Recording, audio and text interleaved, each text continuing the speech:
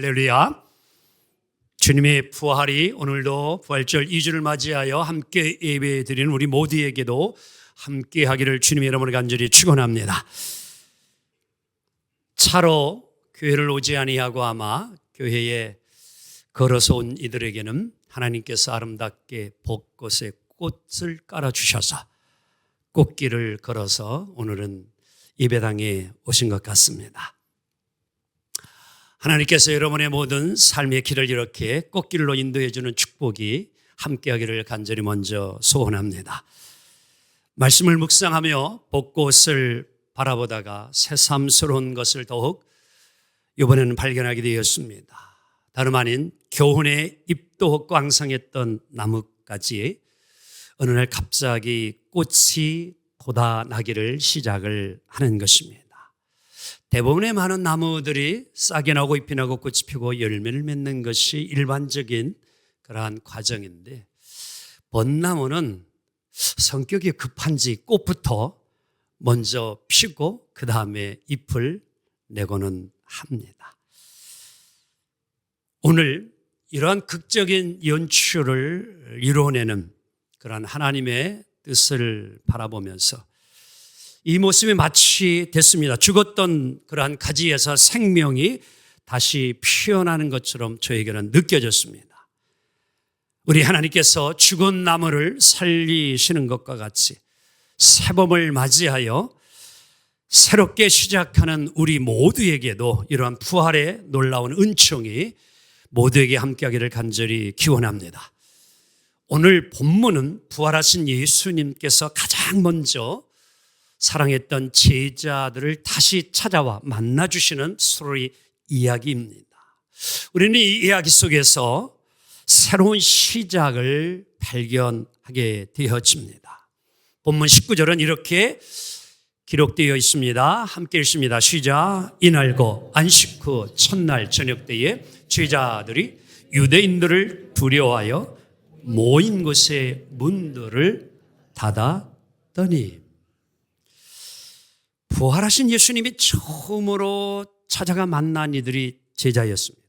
그런데 이들은 오늘 보니까 무섭고 두려워하여 모두가 숨어 문을 닫고 있었다고 합니다.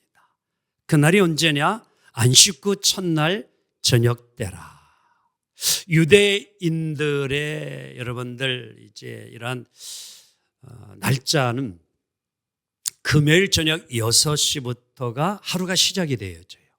그리고 다음 날 저녁까지 이게 이제 그들의 안식일이었습니다. 근데 이제 안식 후 첫날, 이들이 지난 후 이제 다음 날이 되겠지요. 이 날에 이제 우리가 잘 아는 여러분 이제 토요일 해질 때가 되는데, 안식 후 첫날은 일요일, 오늘로 얘기하면 이제 주일이 되어집니다. 그래서 그 이후로 이제 주일을 우리가 지키고 예배를 이렇게 드리게 되고 있는 것이죠. 오늘 바로 이러한 때에 제자들은 문을 꼭꼭 다 잠고 있었다. 오늘 성경 보니까 문들을 다 닫았다. 하나만이 아니라 모든 문들을 다 클로즈, 다 닫고 있었어요. 이유가 무엇이었을까요? 이들은 다름이 아니라 그들도 붙잡히면 예수님과 같이 뭐 할 수 있다? 죽을 수 있다라는 그 두려움이 있기 때문에 잡히지 않기 위하여 몰래 그들이 숨어서 이렇게 문을 닫고 있는 것이었습니다. 오늘 제자들만의 삶이 그들에게만 그러한 상황이 일어나고 있을까요? 그렇지가 않습니다. 우리의 삶을 또 살펴보면, 신앙생활 또한 되돌아보면 이런 상황을 여러분가져도 지내며 살 수 있는 것이에요. 다시 말하면 우리의 현실의 문제 앞에 여러분가져도 두려움이 올 적이 참 많습니다. 우리는 모두가 예수님이 사망 권세를 이기시고 부활하는 것을 알아요. 그리고 믿어요. 그리고 믿는 자에게는 능치 못할 일이 없다라고 하는 것도 우리가 또한 믿고 살아가요. 그런데 막상 여러분 가져가 이러한 마음도 가지고 있지만, 믿음도 있지만, 정말 내가 중한 질병에 걸리게 되었지만, 쉽게 설명드리면 암이 내게 걸렸다라고 진단을 받으면 그 순간부터 우리는 죽음에 대한 뭐가 와요? 두려움이 오게 되었죠. 사람이기 때문에 어쩔 수 없습니다. 이걸 어찌할까? 내가 얼마나 더 살 수 있을까? 불안감과 염려가 내 마음을 사로잡을 수 있어요. 그것만이 아니죠. 가정의 여러 가지 경제적인 어려움, 사업에 또 여러 가지 어려움이 우리에게도 얼마든지 일어날 수 있는 것입니다. 또한 내가 어떤 꿈을 가지고 비전을 가지고 도전하며 이제 그것을 이루려고 열심히 여러분들 노력하고 애쓰고 있는데 이래다가 실패하면은 어떨까? 이번에 내가 또 당선되지 못하고 낙선되면 어떨까? 이런 불안과 염려가 항상 우리 안에게도 있을 수밖에 없습니다. 이게 우리의 삶이죠. 제자들 역시 마찬가지였던 거죠. 또한 그것만이 아니었습니다. 오늘 우리들은 세상 속에서 그리스도인으로 살아가지만도 때로는 크리스찬이라고 하는 이 이름을 감추고 싶을 적이 혹 있을 수도 있어요. 교회에서 오늘 우리가 예배를 드리고 봉사도 하고 충성도 하고 헌신도 한다고 하지만 실상 우리가 예배를 마치고 여러분들 또 내일 직장에 또 나가게 되어지고 학교 생활도 하게 되어지고 또 사업을 하게 되어지면 어느 때는요 내가 그리스도인이라는 사실을 알고 싶이 하는 적이 많아요. 왜냐하면 그리스도인이라고 하는 것을 밝히면 여러분 불이익이 올까 봐 또 불편할까 봐 오히려 그것을 감추고 싶을 적이 많아요. 베드로도 역시요. 예수님이 이제 죄가 없이 신문을 당하고 고난을 당하고 있을 때에 한 여인이 다가와 가지고 묻지요. 당신도 당신도 저 제자 아닙니까? 그러니까 베드로가 뭐라고 그래요? 자기도 잡힐까 봐 두려워서 뭐예요? 나는 I don't know Jesus 그래. 난 저런 사람 모른다. 이게 그렇게 예수님을 믿고 따랐던 수제자 같은 베드로도 뭐예요? 부인하는 거. 왜? 불이익이 올까 봐 죽음 그런 두려움이 있으니까 그렇게 표현하는 것이에요. 그것만이에요. 오늘 우리들은 하나님의 말씀을 때로는 듣지만 온전히 믿어지지 않을 때도 있어요. 말씀이 아멘으로 다가올 적도 있지만 또 어떤 때는 이 강단에서 들려지는 말씀이 정말 저게 믿을 만한가? 저런 것이 이루어질 수 있을까? 예수님이 부활했다고 하지만도 도마와 같은 자는요 의심했어요. 정말 예수가 부활했어? 그게 믿을 수 있는 거야? 반신반의가 이게 도마에게도 있을 수 있어요. 이러한 일들이 제자들에게만 있는 것이 아니라 오늘 이 시대를 살아가는 여러분 가족에게도 우리의 삶에서는 얼마든지 다양한 불안감으로 또 두려움으로 초조함으로 염려로 다가올 수 있어요. 바로 이러한 자들, 바로 주님은 오늘 잘 알기에 제자들을 찾아오신 줄 믿습니다. 절망과 두려움에 있는 이들에게 아니다. 새롭게 다시 일어나 시작해야 하느니라. 그래서 오늘 19절 이렇게 말씀하고 있습니다. 시작. 예수께서 오사 가운데 서서 이르시되 아멘. 오늘도 두려워 떨고 있는 제자들을 찾아오신 예수님이 여러분을 만나주시고 오늘도 함께 일기를 주의 이름으로 축원합니다. 여러분 주님 만나야 변화가 일어납니다. 마치 앙상한 가지에 벚꽃이 활짝 펴 새로운 시작을 이루어가듯이 예수님께서 오늘 제자들에게 나타나시어 함께 하심으로 새로운 시작을 그들에게 선물해 주셨습니다. 한 번은 오늘 목양실에 일찍 출근해서 이제 기도로 하루의 삶을 시작하고 있는데 하나님이 감동을 주셔요. 그래서 이번에 계신 권사님에게 전하고 싶은 마음이 갑자기 들어서 8시 정도의 아침 전화를 드렸습니다. 반갑게 권사님이 전화를 받으시면서 목사님 실은 잠시 후에 제가 수술실에 들어가야 되는데 참 마음이 참 불안하고 참 염려가 되었는데 목사님 전화 받는 순간 그 불안하고 염려했던 마음이 다 사라졌습니다. 기도했죠 제가. 하나님 우리 정권사님과 함께 해주세요. 수술을 집도하는 의사님의 손길에 성령님 함께 붙잡아 주셔서 모든 수술이 잘 이루어지게 하옵소서. 마취에서부터 시작, 그리고 모든 과정 마칠 때까지, 그리고 회복하여 또 쾌유할 때까지 잘 아물게 해주시고 하나님 건강이 온전히 회복되어 줄 수 있도록 역사하여 주옵소서. 아멘. 그렇게 기도하니까요, 너무 편안한 마음으로 이제 들어가서 수술하고 마치고 나오셔서는 전화를 줘요. 목사님 너무 감사합니다.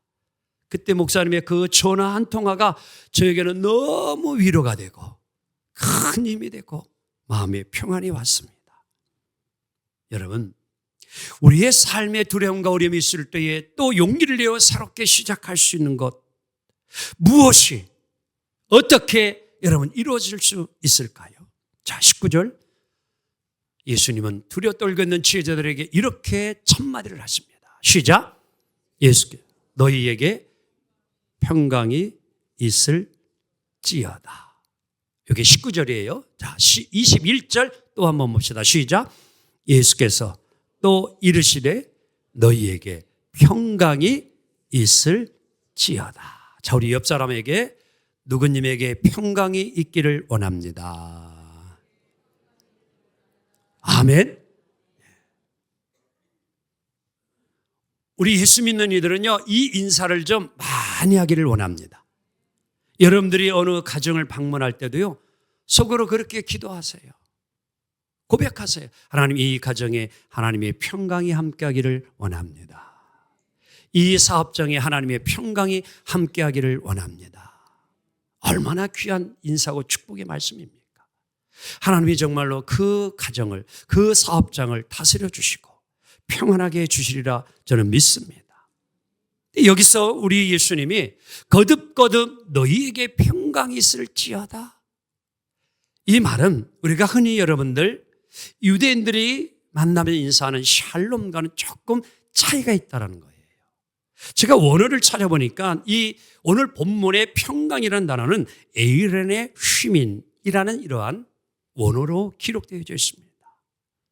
이게 무슨 차이가 있냐면요, 그냥 샬롬이라는 것은 어떤 평화의 안녕, 우리가 이렇게 인사를 하는 의미인데, 이 에이렌의 휘민이라는 단어는요 강력한 선포가 들어가 있어요. 이것은 명령과도 같아요. 그래서 예수님이 제자들에게 오늘 너희들에게 평강이 있을지어다 라고 하는 이 말이 선포되는 순간 제자들에게 있었던 두려움, 염려, 근심이 순간적으로 확 사라진 줄 믿습니다. 이건 마치 창세기 1장 3절의 말씀과도 같대요. 무슨 말씀이에요? 자, 함께 볼까요? 빛이 있으라. 시작. 빛이 있으라 하시니 빛이 있었거래요. 하나님의 말씀은 능력이에요. 어둠이 물러가고 빛이 이루어진 줄 믿습니다. 오늘 마찬가지입니다. 저는 이 말씀을 묵상하면서 또 다른 하나님의 말씀이 기억나고 떠올랐어요. 그게 마가복음 4장에 있는 말씀인데, 한 번에 예수님이 제자들과 함께 갈릴리 호숫가 이편에서 저편으로 이제 가게 되어집니다. 얼마나 피곤했든지 예수님은 그만 배를 타고 가는 순간 곤히 잠이 들고 말았어요. 근데 갑자기 갈릴리 호숫가는요, 성지순을 다녀와 보신 분은 알지만도 그 지중해성 기후가 되어지기 때문에 어느 순간에 이 갈릴리 호수는요, 이 급한 바람이 불어오면서 풍랑이 막 심해지는 겁니다. 저도 한번 그런 경험을 해봤어요. 잔잔했는데요, 갑자기 순간 막 파도가 일어나는 겁니다. 막 물이 배 위로다가 흘러넘쳐 들어옵니다.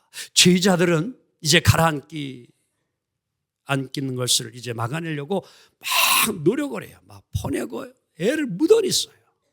그런데 예수님은 그럼에도 불구하고 편히 주무셔요. 그래서 제자들이 그래서 선생님 곤히 주무시니까 깨울 수도 없다라고 노력을 했는데 도저히 안 되겠는 게, 그러니까 결국에는 예수님을 흔들어 뭐예요? 깨우는 거예요. 예수님, 우리 이제 죽게 됐습니다. 큰일 났습니다. 그러니까 그 광경을 보시고 예수님이 뭐예요? 바다를 향하여 잠잠하라, 조용하라, 명령을 해요. 선포를 해요. 놀라운 일이 일어납니다. 그 파도가 조용해지기 시작합니다. 잔잔해집니다.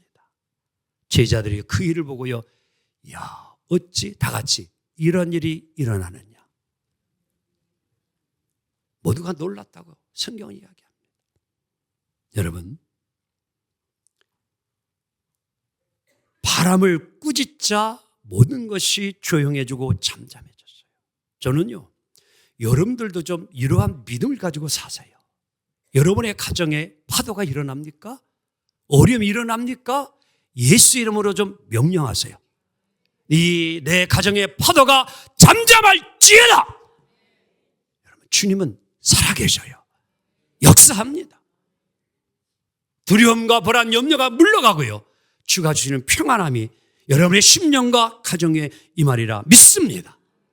부활하신 주님이 우리의 심령에 찾아오게 되어지면 염려, 근심, 걱정에 뒤숭숭했던 우리의 마음이 평안해지리라 믿습니다. 두려움, 불안, 절망에 빠졌던, 요동쳤던 우리의 심령이 평안해지리라 믿습니다. 혹여나 여러분과 저의 마음에 미움이 있습니까? 증오가 있습니까? 시기 질투가 있습니까? 주님 찾아오시면요, 미움이 사라지고요, 용서가 되어지고 사랑의 마음으로 변화되리라 믿습니다. 누가? 부활하신 예수님을 만난 자가 이 삶을 살아갈 줄로 믿습니다. 여러분의 모든 삶에 오늘도 심령에 주님의 평강이 임하기를 주 이름으로 축원합니다. 오늘 예수님은요, 두려워하는 제자들에게 이렇게 마음의 평강을 주신 것이 다가 아니라, 자, 20절 이렇게 계속 예수님은 제자들과 이야기합니다. 시작. 이 말씀을 하시고 손과 옆구리를 보이시니 제자들이 주를 보고 기뻐하더라. 아멘. 여러분 어떻게 생각을 했어요? 내가 큰 수술을 하고 큰 상처가 있어. 그럼 남들에게 여러분 보여주고 싶어요? 안 보여주고 싶어요? 보여주고 싶어요? 날 이렇게 수술했다고? 지금 40년을 함께 산 제 아내 약혼을 했어요. 결혼하기 전에 약혼식도 했습니다, 저는.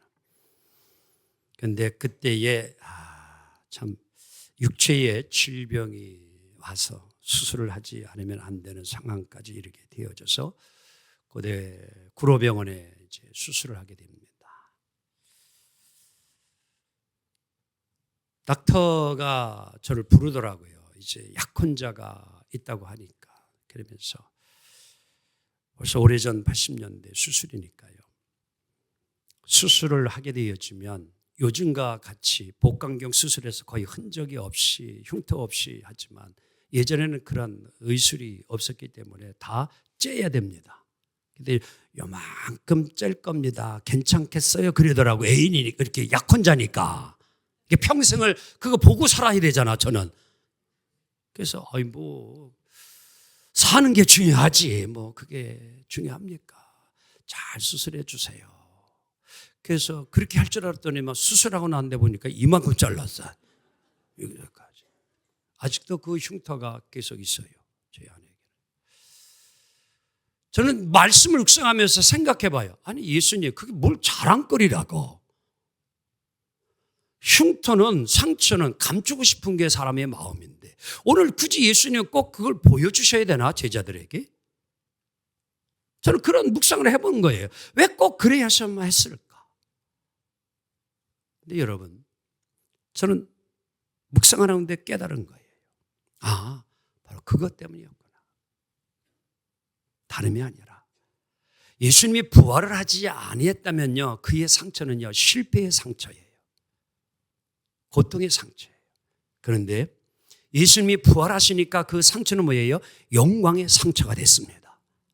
자랑할 수 있는 상처가 됐어요. 오늘 여러분과 저도 마찬가지잖아요.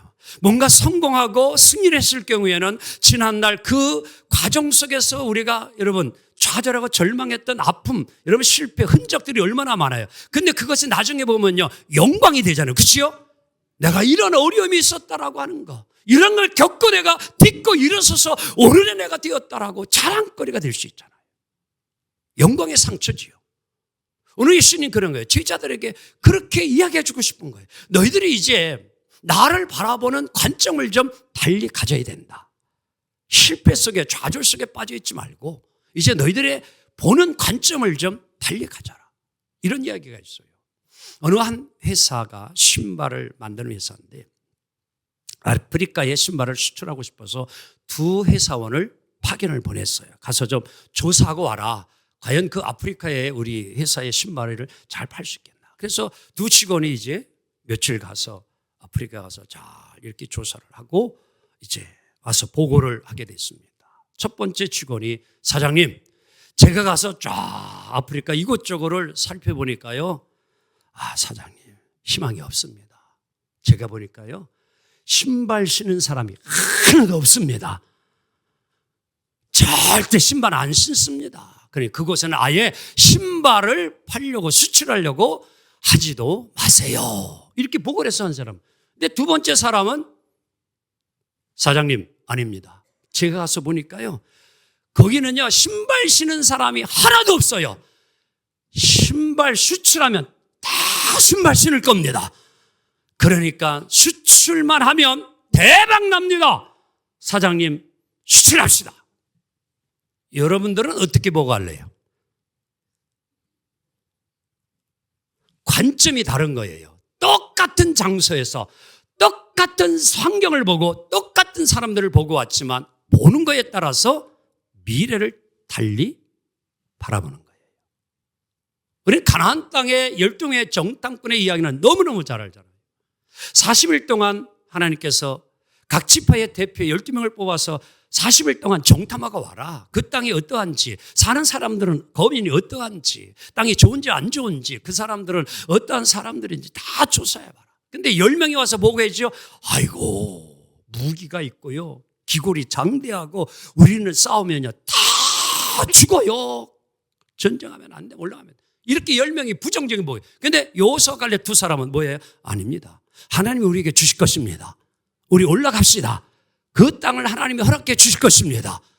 여러분 두 사람은요 하나님이 살려주시고 그 땅을 밟는 축복을 주신 줄 믿습니다. 관점의 변화예요. 어떻게 보느냐가 중요합니다. 오늘 우리 예수님 굳이 제자들에게 여러분들 상처의 흔적을 보여준 것은 이것은 실패와 좌절의 흔적이 아니라 영광의 상처다. 너희들도 이제 앞으로 제자의 사명을 이루어갈 때에 두려워하지 말아라. 염려하지 말아라. 할렐루야. 여러분 부활하신 예수님을 만나면 보는 것이 달라지는 거예요. 좌절하지 맙시다. 절망하지 맙시다. 주님 만나면 오늘도 우리의 미래는 하나님이 함께 동행해 주셔요. 여러분의 관점을 용기를 가지고 희망 가운데 바라보며 미래를 설계하며 나아가기를 주 이름으로 축원합니다. 이렇게요. 마음의 변화가 달라지고 오늘 관점이 달라지면 그 순간부터 우리는요. 삶이 달라져요. 삶이 변화가 되는 거예요. 이전에 내가 아니에요. 새로운 삶을 시작하는 겁니다. 자, 21절, 22절 이렇게 그래서 예수님은 제자들에게 살아가라 명령해요. 시작. 아버지께서 나를 보내신 것 같이 나도 너희를 보내노라. 이 말씀을 하시고 그들을 향하여 숨을 내쉬며 이르시되 성령을 받아라. 너희의 삶에 두 가지가 일어나기를 내가 기대한다. 내가 너희를 보내노라. 아멘. 두려움과 절망에 빠졌던 제자들의 삶이 용기가 일어났어요. 새로운 삶을 시작하겠노라. 하나님이 나를 이 땅에 보낸 것처럼 나도 너희를 세상에 보내노라. 두려워하고 놀라지 마라.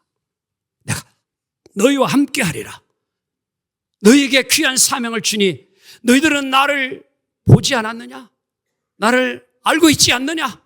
내가 너희들을 가르친 내용들이 있지 않느냐? 이제 너희들은 친히 보지 않았느냐? 보고 알고 느낀 것을 아직도 알지 못하는 자들에게 너희들은 가서 전하라. 예수님 보내는 거예요.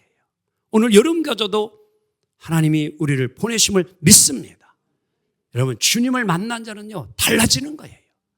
수가성의 한 여인, 목이 말라 물을 길러 양동이를 가지고 왔으나 물은 기르지 못하고 예수님을 만나는 순간 그런 인생의 갈증과 갈망이 순식간에 다 사라져버리고 물동이를 내어버린 채 동네 마을로 뛰어들어가서 여러분이여, 내가 메시아를 만났습니다. 아멘. 삶이 달라져 버렸어요.